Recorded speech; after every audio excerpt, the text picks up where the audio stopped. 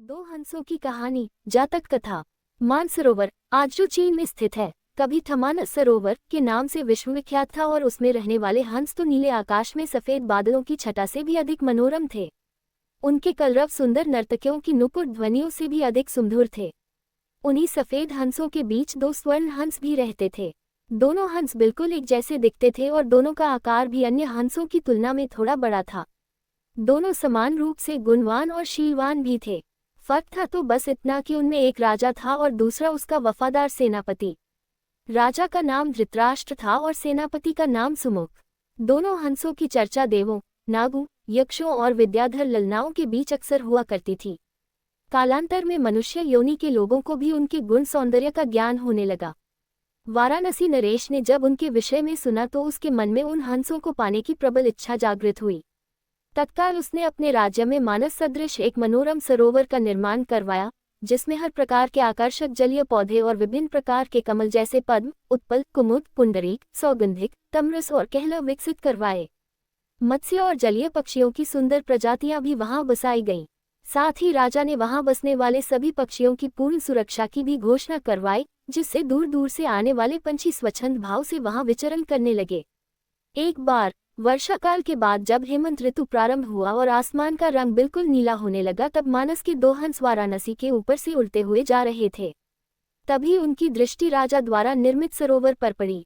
सरोवर की सुंदरता और उसमें तैरते रमणीक पक्षियों की स्वच्छंदता उन्हें सहज ही आकर्षित कर गई। तत्काल वे नीचे उतर आए और महीनों तक वहां की सुरक्षा, सुंदरता और स्वच्छंदता का आनंद लेते रहे। अंततोगत्वा वर्षा ऋतु के प्रारंभ होने से पूर्व वे फिर मानस को प्रस्थान कर गए। मानस पहुंचकर उन्होंने अपने साथियों के बीच वाराणसी के कृत्रिम सरोवर की इतनी प्रशंसा की कि सारे के सारे हंस वर्षा के बाद वाराणसी जाने को तत्पर हो उठे। हंसों के राजा युधिष्ठिर और उसके सेनापति सुमुख ने अन्य हंसों की इस योजना को समुचित नहीं माना।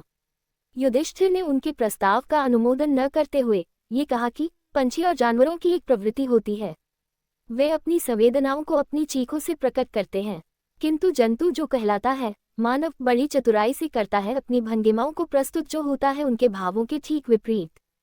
फिर भी कुछ दिनों के बाद हंसराज को हंसों की जिद के आगे झुकना पड़ा और वह वर्षा ऋतु के बाद मानस के समस्त हंसों के साथ वाराणसी को प्रस्थान कर गया। जब मानस के हंसों का आगमन वाराणसी के सरोवर में हुआ और राजा को इसकी सूचना मिली तो उसने अपने एक निषाद को उन दो विशिष्ट हंसों को पकड़ने के लिए नियुक्त किया।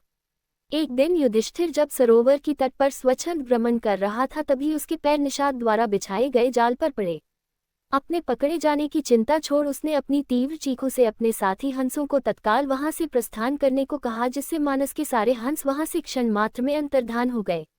रह गया तो केवल उसका एकमात्र वफादार हमशक्ल सेनापति सुमुख। हंसराज ने अपने सेनापति को भी उड़ जाने की आज्ञा दी, मगर वह दृढ़ता के साथ अपने राजा के पास ही जीना मरना उचित समझा। निषाद जब उन हंसों के करीब पहुंचा तो वह आश्चर्यचकित रह गया, क्योंकि पकड़ा तो उसने एक ही हंस था, फिर भी दूसरा उसके सामने निर्भीक खड़ा था। निषाद ने जब दूसरे हंस से इसका कारण पूछा तो वह और भी चकित हो गया, क्योंकि दूसरे हंस ने उसे यह बताया कि उसके जीवन से बढ़कर उसकी वफादारी और स्वामी भक्ति है। एक पक्षी के मुख से ऐसी बात सुनकर निषाद का हृदय परिवर्तन हो गया। वह एक मानव था, किंतु मानव धर्म के लिए वफादार नहीं था।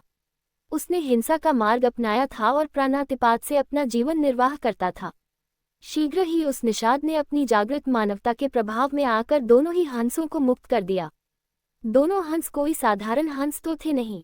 उन्होंने अपनी दूरदृष्टि से यह जान लिया था कि वह निषाद निस्संदेह राजा के कोप का भागी बनेगा। अगर निषाद ने उनकी जान बख्शी थी तो उन्हें भी निषाद की जान बचानी थी। अतः तत्काल वे निषाद के कंधे पर सवार हो गए और उसे राजा के पास चलने को कहा। निषाद के कंधों पर सवार जब वे दोनों हंस राज दरबार पहुंचे तो समस्त दरबारीगण चकित हो गए। जिन हंसों को पकड़ने के लिए राजा ने इतना प्रयत्न किया था वे स्वयं ही उसके पास आ गए थे। विस्मित राजा ने जब उनकी कहानी सुनी तो उसने तत्काल ही निषाद को राजदंड से मुक्त कर पुरस्कृत किया। उसने फिर उन ज्ञानी हंसों को आतिथ्य प्रदान किया तथा उनकी देशनाओं को राजदरबार में सादर सुनता रहा। इस प्रकार कुछ दिनों तक राजा का आतिथ्य स्वीकार कर दोनों ही हंस पुनः मानस को वापस लौट गए।